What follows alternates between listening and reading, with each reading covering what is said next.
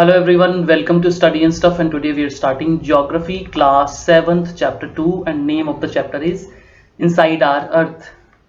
इस चैप्टर में हम टॉपिक्स कवर करने वाले हैं layers of the earth, rocks and minerals, types of rocks and rock cycle. तो चलिए शुरू करते हैं। अगर हम अर्थ के इंटीरियर की बात करें तो earth is more like an onion.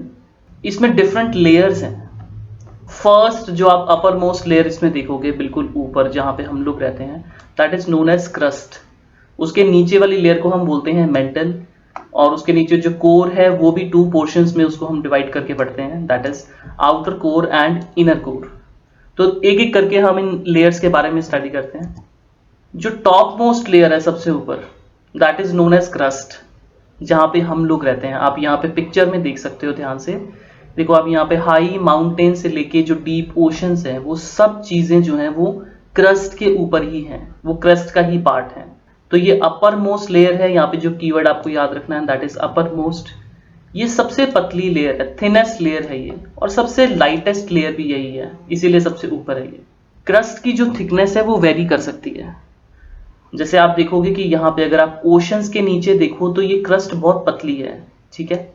और अगर आप कॉन्टिनेंट्स के ऊपर देखो, कॉन्टिनेंट्स में देखो, तो ये जो क्रस्ट है ये बहुत ज्यादा थिक हो सकती है। जैसे हम कहते हैं कि ओशन के नीचे जो क्रस्ट है वो मेनली 5 किलोमीटर तक हो सकती है थिक, और कॉन्टिनेंट्स के ऊपर 35 किलोमीटर तक भी हो सकती है। क्रस्ट में जो मेनली मिनरल्स पाए जाते हैं वो है सिलिका, एल्यूमिना एंड मैग्नीशियम। अब क्रस्ट को भी हम मेनली 2 सब पार्ट्स में क्लासिफाई करके पढ़ते हैं। One is continental crust and second one is oceanic crust. अब कॉन्टिनेंटल क्रस्ट अगर हम देखें तो ये आप देख सकते हैं जितने भी कॉन्टिनेंट्स हैं हमारे, या जितने भी यहाँ पे कंट्रीज कॉन्टिनेंट्स आप देख रहे हैं, ये वाला जो लैंड आपको नजर आ रहा है वो है आपका कॉन्टिनेंटल क्रस्ट, ठीक है जी। लेकिन जो ओशंस हैं उनके नीचे भी तो लैंड है। वो जो ओशंस के नीचे जो लैंड है, that is your oceanic crust. Continental crust जो होती है वो लाइटेस्ट लेयर है, और जो ओशनिक क्रस्ट है वो थोड़ी सी हैवी होती है कॉन्टिनेंटल क्रस्ट से। अब ये हैवी कौन सी होती है, लाइट कौन सी होती है, आप कैसे इसको याद रखेंगे? सारी लेयर्स, जितनी भी लेयर्स हम अर्थ के बारे में स्टडी करेंगे तो आप देखेंगे कि जो सबसे लाइटेस्ट लेयर होगी वो सबसे ऊपर होगी, और उससे नीचे जितनी भी लेयर्स होगी उसके हिसाब से उनकी जो हैवीनेस है, उनकी जो डेंसिटी है वो बढ़ती जाएगी। तो नीचे जितनी भी लेयर्स होंगी वो सारी डेंस होंगी, ज्यादा डेंस होंगी। जो कॉन्टिनेंटल क्रस्ट होते हैं उसमें मेनली 2 कंपोनेंट सबसे ज्यादा पाए जाते हैं, सिलिका एंड एल्यूमिना। जो केमिकल सिंबल होता है सिलिका का वो है आपका Si, और एल्यूमिना का है Al, तो इसीलिए उनको हम सियाल भी बोलते हैं, सिलिका प्लस एल्यूमिना। और जो ओशनिक क्रस्ट है वो मेनली बनी होती है सिलिका प्लस मैग्नीशियम की, तो इसीलिए हम इसको बोल देते हैं सीमा। तो कॉन्टिनेंटल क्रस्ट को हम बोलते हैं सियाल एंड ओशनिक क्रस्ट को हम बोलते हैं सीमा। नेक्स्ट लेयर जो हमारी आती है that is known as mantle. अब अगर आप इस डायग्राम में देखो तो सबसे ऊपर ये जो सबसे थिनेस्ट लेयर थी वो तो है हमारी क्रस्ट, और उसके बाद जो उसके नीचे आप देख रहे हैं this is known as mantle. तो layer beneath the crust it is mental.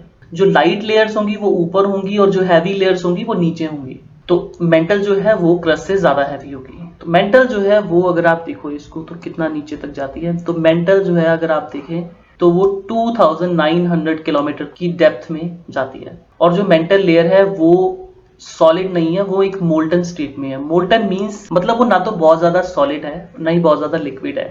Molten जैसे कि वैक्स मोल्टन होती है, आपने देखा होगा हम घर पे कैंडल जलाते हैं तो जो कैंडल होती है जिस टाइप की, तो इस टाइप की, ना तो बहुत ज्यादा हार्ड होगी ना बहुत ज्यादा सॉफ्ट होगी, तो एक सेमी सॉलिड सी स्टेट में है। ज्यादातर जो मिनरल्स पाए जाते हैं मेंटल में वो है आपके सिलिकॉन, आयरन एंड मैग्नीशियम। ये जो ऊपर आपने लाइट से कलर की आपने ये देखी, तो दिस इज क्रस्ट। और उसके बाद जो मेंटल में जो सबसे ऊपर वाला पार्ट है जो क्रस्ट के साथ अटैच्ड है वो सॉलिड है, बाकी सारी मोल्टन स्टेट में है। तो ये जो सॉलिड अपर मेंटल है इसको और क्रस्ट को कंबाइंड हम बोलते हैं लिथोस्फीयर।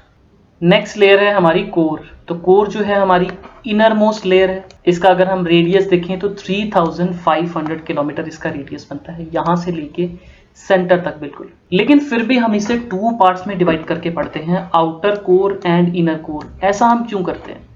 वो हम इसलिए करते हैं क्योंकि जो आउटर कोर है हमारा, ये वाला रीजन, ये लिक्विड स्टेट में है, और जो इनर कोर है हमारा वो सॉलिड स्टेट में है। और अब ऐसा क्यों है? क्योंकि इनसाइड द अर्थ टेम्परेचर इतना ज्यादा है कि ये जो मटेरियल है ये सॉलिड स्टेट में रह ही नहीं सकता, ये पूरा लिक्विड स्टेट में कन्वर्ट हो गया है। लेकिन फिर जो बीच वाला मैटर है, जो इनर कोर है, वो सॉलिड कैसे है? वो सॉलिड इसलिए है क्योंकि जब प्लैनेट बन रहा था तो सबसे ज्यादा जो हैवीएस्ट मेटल्स थे वो बीच में चले गए, क्योंकि इतनी सारी लेयर जो है वो इस मैटर के ऊपर है, इसलिए due to high pressure inner core जो है सॉलिड स्टेट में है। कोर को आप नाइफ भी कहते हो। नाइफ क्यों कहते हैं? क्योंकि core is mainly composed of two metals, nickel and iron, और इसलिए हम इसे नाइफ भी कहते हैं। नेक्स्ट टॉपिक है हमारा rocks and minerals. Rock is a naturally occurring solid mass which is made up of minerals और अदर एलिमेंट्स। रॉक्स की माइनिंग की जाती है और उसमें से मिनरल्स को एक्सट्रैक्ट किया जाता है। तो मिनरल्स जो है वो हमें रॉक्स में से ही मिलते हैं। और मिनरल्स क्या होते हैं? Minerals are naturally occurring substances which have certain physical properties and definite chemical composition। तो ये keywords आपको यहाँ पे याद रखने वाले हैं, certain physical properties and definite chemical composition। एक fixed chemical shape होती है उसकी। तो minerals कौन कौन से हो सकते हैं? जैसे हम यूज करते हैं गोल्ड है, कॉपर है, इसके अलावा हम क्या यूज करते हैं? सोडियम है, सल्फर है, ये सारी चीजें मिनरल होती हैं। मिनरल्स के बहुत सारे यूजेस हैं। जैसे मिनरल्स, जैसे मेटल्स हैं, तो मेटल्स तो हमारे बहुत सारी चीजें बनाने के काम आते हैं। आप कार, एरोप्लेन, घर के यूटेंसिल, सारी चीजें जो है वो आप मेटल से बनाते हो। मिनरल्स है, मिनरल्स को आप फ्यूल की तरह भी यूज करते हो। जैसे पेट्रोलियम होता है तो पेट्रोलियम को आप फ्यूल की तरह यूज करते हो। ठीक है, मिनरल्स हमारी बॉडी को भी चाहिए होते हैं। जैसे हमारी बोन्स को स्ट्रॉन्ग रखने के लिए हम लोगों को कैल्शियम की जरूरत होती है। ऑब्वियसली आप इनको मिनरल्स को डायरेक्ट नहीं खाते हो, आप फूड खाते हो और फूड के बीच में ये मिनरल्स होते हैं जो हमें मिल जाते हैं। और रॉक्स के भी बहुत सारे यूजेस हैं। जैसे बिल्डिंग मटेरियल की तरह मेनली रॉक को यूज किया जाता है। चाहे घर बनाना हो, चाहे रोड बनानी हो, चाहे और बिल्डिंग्स बनानी हो, चाहे डिफरेंट मॉन्यूमेंट्स बनानी हो, उन सब चीजों के लिए हमें रॉक्स की जरूरत पड़ती है। जैसे जो हमारा ताजमहल है वो व्हाइट मार्बल से बना हुआ है, तो white marble is a type of rock. ठीक है, तो रॉक्स एंड मिनरल्स के बहुत सारे यूजेस होते हैं। ओर इज नेचुरल रॉक और sediment that contains one or more valuable minerals, typically metals that can be mined, treated and sold at a profit। और वो स्पेशल काइंड ऑफ रॉक होते हैं जिसमें कोई मिनरल जो है, जिसमें किसी मिनरल की क्वांटिटी जो होती है काफी ज्यादा होती है, इतनी ज्यादा कि आप उसकी माइनिंग कर सकते हो, उसमें से आप मिनरल को एक्सट्रैक्ट कर सकते हो। ठीक है, जैसे आप यहाँ पिक्चर में देख रहे हो, सो ये आयरन का ओर है। देखो कितना अजीब लग रहा है, ये रॉक लग रहा है आपको, ये आयरन का ओर है। तो जब आप शुरू में माइनिंग करते हो तो ये कुछ इस तरह का होता है, लेकिन बाद में जब आप इसको ट्रीट करते हो, इसकी इम्प्योरिटीज को रिमूव करते हो, तो उसके बाद आप देख सकते हो कि आयरन की रॉड्स बना के भी मार्केट में बेची जाती हैं। कुछ इस तरह से आपने देखा होगा। घर बनाने के लिए भी हम इनको यूज करते हैं। और ये आप यहाँ पे देख सकते हो कॉपर की रॉड्स हैं। देखो कितनी ब्यूटीफुल लग रही है, कलर देखो इनका कितना शाइनी है। लेकिन जब ये ओर की फॉर्म में होती हैं तो देखो आप कुछ इस तरह दिखता है, ये ब्लू ग्रीनिश कलर में दिखता है, ये होता है कॉपर का ओर। नेक्स्ट टॉपिक है हमारा टाइप ऑफ रॉक्स। तो रॉक्स मेनली 3 टाइप के होते हैं, igneous rocks, sedimentary rock and metamorphic rocks. तो इनको भी हम एक एक करके स्टडी करते हैं। इग्नियस वर्ड जो है ये एक लैटिन वर्ड इग्निस से आया है, जिसका मतलब होता है फायर। क्यों, अब इसको फायर क्यों बोलते हैं? क्योंकि ये जो रॉक्स हैं वो मोल्टन मैग्मा से बने होते हैं। मैग्मा क्या होता है? वो मैग्मा बहुत ही ज्यादा हॉट लिक्विड होता है जो अर्थ में से निकलता है। जब वो अर्थ के सरफेस के बाहर आ जाता है तो उसे लावा कहते हैं। वो मैग्मा जब कूल हो जाता है और सॉलिडिफाई हो जाता है, उससे जो रॉक बनते हैं उनको हम बोलते हैं इग्नियस रॉक। इन रॉक्स को प्राइमरी रॉक्स भी कहते हैं क्योंकि सबसे पहले मोल्टन मैग्मा से यही रॉक्स बनते हैं। ठीक है, और इग्नियस रॉक्स को हम फर्दर 2 टाइप्स में क्लासिफाई भी कर सकते हैं, intrusive igneous rocks and extrusive igneous rocks. इनके बारे में भी हम थोड़ा डिटेल में पढ़ते हैं। Extrusive igneous rocks, also known as volcanic rocks, और intrusive igneous rocks are also known as plutonic rocks। अब ये extrusive igneous rocks, intrusive igneous rock कैसे बनते हैं, इसको हम थोड़ा सा देख लेते हैं। अब इस डायग्राम में अगर हम देखें तो हमें बहुत सारे वॉल्केनो नजर आएंगे। आप यहाँ पे देख सकते हैं वॉल्केनोज, और ये जमीन के नीचे जो प्लेस होता है जहां से मैग्मा ऊपर आता है, यहाँ पे बहुत सारा मैग्मा स्टोर्ड है। इस प्लेस को हम बोलते हैं मैग्मा चेम्बर। तो जो मैग्मा लावा की फॉर्म में बाहर निकल जाता है वॉल्केनो से, उससे जो सॉलिडिफाई होकर रॉक्स बनते हैं वो बनते हैं आपके एक्सट्रूसिव इग्नियस रॉक्स। और समटाइम्स ऐसा भी होता है कि ये जो मैग्मा है ये बाहर नहीं आ पाता और बड़े बड़े पीसीज में ये अर्थ के नीचे ही सॉलिडिफाई हो जाता है। और ये जो अर्थ के नीचे ही सॉलिडिफाई हो जाता है इसको आप बोलते हो इंट्रूसिव इग्नियस रॉक्स। तो एक्सट्रूसिव और इंट्रूसिव को आप कैसे याद रखोगे? जब मैग्मा अर्थ के नीचे ही, अर्थ के इनसाइड ही कूल डाउन हो जाता है तो आप उसे इंट्रूसिव इग्नियस रॉक बोलते हो। तो एक्सट्रूसिव आप एग्जिट वर्ड से याद रख सकते हो। जब मैग्मा जो है वो लावा की फॉर्म में बाहर आ जाता है वॉल्केनो से, और जब बाहर आकर वो आउटर सरफेस पे सॉलिडिफाई होता है तो उससे जो रॉक्स बनते हैं उनको आप बोलोगे एक्सट्रूसिव इग्नियस रॉक या फिर वॉल्केनिक रॉक्स, क्योंकि वो वॉल्केनो से बाहर आते हैं। क्योंकि लावा जो है वो सरफेस पे आ जाता है तो सरफेस पे हवा चल रही है, सरफेस पे वाटर भी फ्लो करता है, रेन भी होती है, तो ये जो मैग्मा है ये बहुत जल्दी कूल डाउन हो जाता है। और इसीलिए क्योंकि ये जल्दी सॉलिडिफाई हो जाता है इसीलिए इसका साइज काफी बड़ा नहीं हो पाता, इसके जो ग्रेन्स हैं वो छोटे रहते हैं। और जो इंट्रूसिव इग्नियस रॉक हैं वो क्योंकि मैग्मा अर्थ के नीचे ही कूल डाउन होता है तो अर्थ के नीचे तो वैसे भी टेम्परेचर ज्यादा है, इसीलिए इसे कूल डाउन होने में बहुत साल लगते हैं, सेवरल 100 years भी लग सकते हैं। और क्योंकि ये बहुत स्लोली कूल डाउन हो रहा है इसीलिए लार्ज ग्रेन्स बनते हैं, बहुत ही बड़ा साइज होता है इन रॉक्स का। बेसॉल्ट है वो एक्सट्रूसिव इग्नियस रॉक है और जो ग्रेनाइट है वो एक इंट्रूसिव इग्नियस रॉक है। अगर आप इंडिया को नीचे से देखो, तो जैसे इंडिया को आप नीचे से देखो तो इंडिया कुछ इस तरह का दिखता है, ठीक है। तो ये जो नीचे वाला, ये जो ट्रायंगुलर ये वाला जो पोर्शन है, ये सारा जो इंडिया का जो पोर्शन है नीचे वाला, तो ये डेक्कन प्लेटो है। तो ये जो है वो सारा का सारा बेसॉल्ट से मिलके बना हुआ है। और बेसॉल्ट क्या है? Basalt is a type of extrusive igneous rock. Next जो हमारा टाइप ऑफ रॉक है that is known as sedimentary rock. अब ये सेडिमेंट्री लैटिन वर्ड से आया है सेडिमेंटम, और ये सेडिमेंटम का मतलब होता है सेटल डाउन। जैसे क्या होता है कि रिवर के साथ बहुत सारे रॉक फ्लो करते हैं तो वो एक दूसरे से टकराते रहते हैं, ठीक है। तो इससे क्या होता है कि वो छोटे छोटे स्मॉल फ्रेगमेंट्स में टूट जाते हैं, ठीक है, छोटे छोटे स्मॉल पार्टिकल्स में टूट जाते हैं और इन छोटे छोटे पार्टिकल्स को आप बोलते हो सेडिमेंट्स, ठीक है जी। तो बहुत छोटे छोटे पार्टिकल्स में टूट जाते हैं। जैसे आप लोगों ने सैंड देखी होगी, तो अगर आप सैंड को ध्यान से देखो तो उसका एक एक पार्टिकल अपने आप में रॉक है, क्योंकि अब वो छोटे छोटे पार्टिकल्स में डिवाइड हो गया है। तो इससे क्या हो जाता है, सेडिमेंट्स एक जगह से दूसरी जगह पे ट्रांसपोर्ट हो सकते हैं।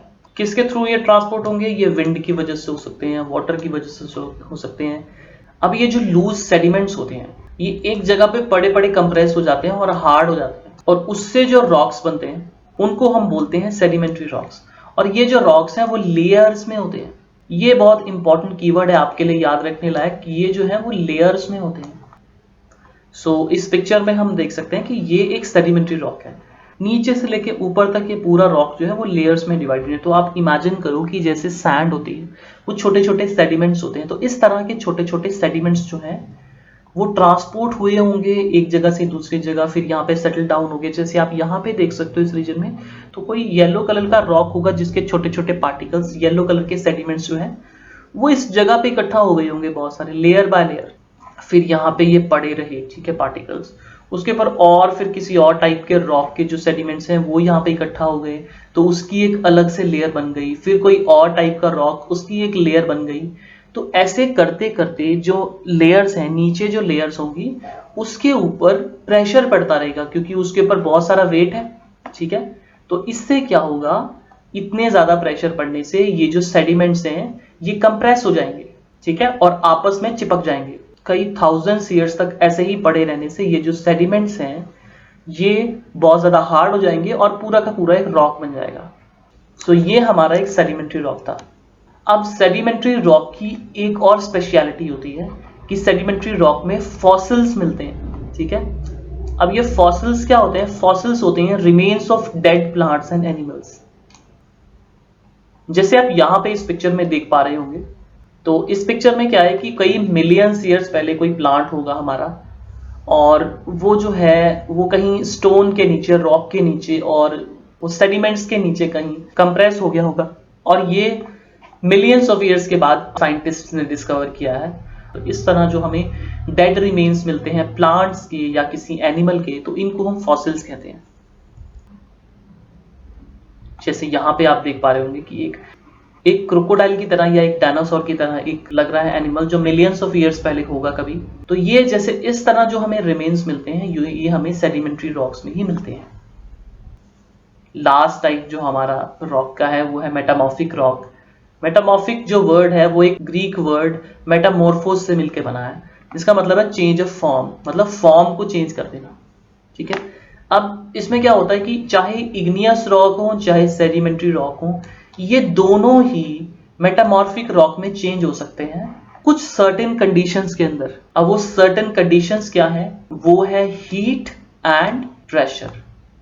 ये दो कंडीशन जब मिलती हैं इग्नियस एंड सेडिमेंट्री रॉक को, तो वो मेटामॉर्फिक रॉक में चेंज हो जाते हैं, कन्वर्ट हो जाते हैं। यहाँ पे कुछ फेमस एग्जांपल्स गिवन है जो आपके एग्जाम्स में आ सकते हैं। जैसे शेल जो है वो स्लेट में कन्वर्ट हो जाता है, लाइमस्टोन जो है वो मार्बल में कन्वर्ट हो जाता है, कोल जो है वो आपका ग्रेफाइट में कन्वर्ट हो जाता है, सैंडस्टोन जो है वो आपका क्वार्टजाइट में कन्वर्ट हो जाता है, और जो आपका ग्रेनाइट है वो नाइस में कन्वर्ट हो जाता है। यहाँ पे कुछ एग्जांपल्स गिवन है आपके रॉक्स के। जैसे इग्नियस रॉक के बहुत सारे टाइप्स हैं, जैसे इग्नियस रॉक, ग्रेनाइट इसका एक टाइप है, डायोराइट इसका टाइप है, बेसॉल्ट इसका एक टाइप है, ऑब्सीडियन इसका एक टाइप है। उसके अलावा आप सेडिमेंट्री रॉक में देख सकते हैं, जैसे कॉन्ग्लोमरेट इसका एक टाइप है, सैंडस्टोन हो गया, शेल हो गया, लाइमस्टोन हो गया। तो ये सारे जो है वो सेडिमेंट्री रॉक के टाइप है। और नीचे लास्ट में मेटामॉर्फिक रॉक भी है, जैसे स्लेट हो गया, सिस्ट हो गया, क्वार्टजाइट हो गया। तो ये कुछ टाइप्स हैं जिसको आप याद रख सकते हैं।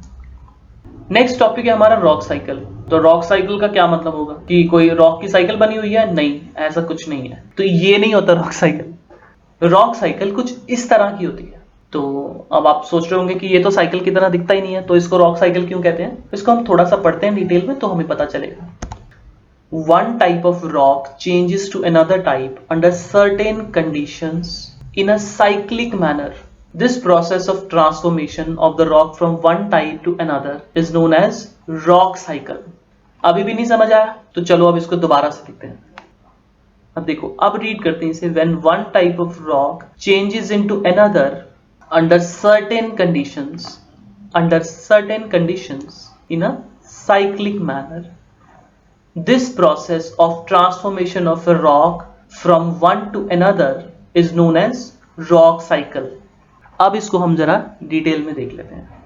जैसे हमने पढ़ा था कि मैग्मा होता है, तो मैग्मा जब कूल डाउन होता है उससे क्या बनता है? उससे बनते हैं इग्नियस रॉक। ठीक है, तो कंडीशन क्या लगी मैग्मा पे कि वो कूल डाउन हो गया। अब इग्नियस रॉक के साथ क्या हुआ? वो रोल डाउन हुए, ब्रेक डाउन हुए।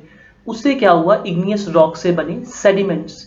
तो इग्नियस रॉक पे क्या कंडीशन लगी? एरोजन लगा, वेदरिंग हुई, ब्रेक डाउन हुआ। ठीक है, वो एक कंडीशन लगी उस पे।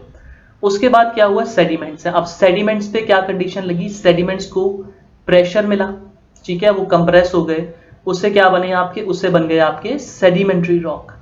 अब सेडिमेंट्री रॉक या फिर इग्नियस रॉक या दोनों, अगर इन पे आप कंडीशन लगाओ हीट एंड प्रेशर, ये दोनों कंडीशंस लगाओ, तो ये चेंज हो जाते हैं आपके मेटामॉर्फिक रॉक में।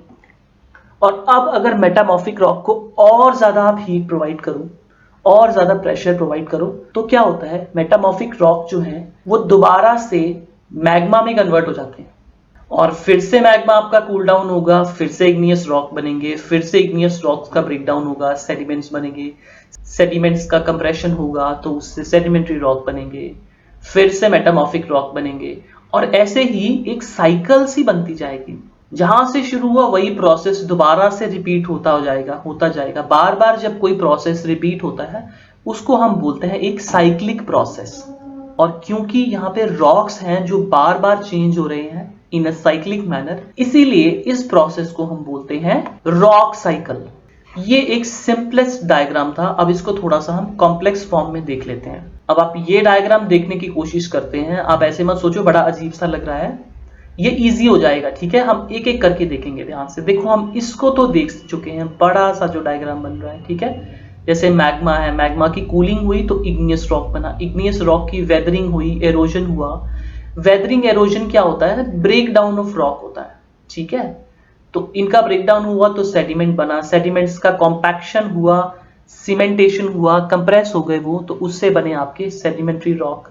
और सेडिमेंट्री रॉक को जब हीट एंड प्रेशर मिला तो उससे बने मेटामॉर्फिक रॉक, फिर इसकी जब मेल्टिंग होगी और ज्यादा हीट एंड प्रेशर के अंदर तो फिर से मैग्मा बन जाएगा। ठीक है, तो ये हम बड़ा एक सिंपल साइकिल तो हम पढ़ चुके हैं, लेकिन ये जो साइकिल है ये शॉर्टकट भी ले सकती है कहीं से भी। ठीक है, तो अब हम उसे देखने की कोशिश करते हैं। जैसे मैग्मा है, मैग्मा कूल डाउन हुआ तो इग्नियस रॉक बनी, तो ऐसा भी तो हो सकता है कि इग्नियस रॉक जो है वो डायरेक्ट उसकी मेल्टिंग हो जाए, बहुत ज्यादा उसको हीट एंड प्रेशर मिल जाए, डायरेक्ट मेल्टिंग हो जाएगी तो वो सीधे मैग्मा बन सकता है। ठीक है, तो ये साइकिल यहीं से शुरू हुई, यहीं खत्म हो गई। अब सेकंड केस में क्या हो सकता है कि मैग्मा है, मैग्मा की कूलिंग हुई, इग्नियस रॉक बने, और इग्नियस रॉक को हीट एंड प्रेशर ज्यादा मिल गया तो उससे क्या हुआ, वो मेटामॉर्फिक में कन्वर्ट हो गया। अब मेटामॉर्फिक ने यहां से इसको और ज्यादा हीट एंड प्रेशर मिला, ये मेल्ट हो गया और फिर से मैग्मा बन गया। अब एक और केस हो सकता है कि मैग्मा है, पहले कूल डाउन हुआ, फिर इग्नियस रॉक बने, फिर उसकी वेदरिंग एंड एरोजन हुआ, सेडिमेंट्स बने, सेडिमेंट्स को ज्यादा हीट एंड प्रेशर मिल गया, उससे सीधे मेटामॉर्फिक रॉक बन गया, फिर मेल्टिंग हुई। और इसके अलावा एक और केस हो सकता है कि जैसे मैग्मा है, उसकी कूलिंग हुई, इग्नियस रॉक बने, इग्नियस रॉक को हीट एंड प्रेशर मिला तो वो मेटामॉर्फिक रॉक में कन्वर्ट हुआ, फिर मेटामॉर्फिक रॉक जो है उसकी वेदरिंग एंड एरोजन हुई, उससे सेडिमेंट्री रॉक बन गए, सेडिमेंट्री को हीट एंड प्रेशर मिला, फिर से मेटामॉर्फिक बन गए, और उसके बाद फिर से मैग्मा बन गए। तो ये किसी भी फॉर्म में साइकिल हो सकती है। तो ये एक कॉम्प्लेक्स डायग्राम था इसका, जिसको मैंने आपको इस तरह समझाने की कोशिश की। पहले आप एक सिंपल मैनर में देखने की कोशिश करें। ये छोटी छोटी साइकिल्स अपने आप में भी सिंपल साइकिल्स हैं, तो आप पहले सिंपल साइकिल्स को देखने की कोशिश करें और उसके बाद आप सारे छोटे छोटे स्टेप्स को कंबाइन कर दें, फिर आपको समझ में आएगी रॉक साइकिल। अब ये जो चीजें मैंने आपको बताई हैं, यही चीजें जो हैं डिटेल में मेंशन्ड हैं यहां पर। तो अगर आप चाहें तो वीडियो को पॉज करके आप यहां से भी इसको देख सकते हैं, रीड कर सकते हैं एक बार। और इसी के साथ हमारा ये चैप्टर फिनिश होता है। मिलते हैं आपको नेक्स्ट चैप्टर में, तब तक के लिए take care and bye bye.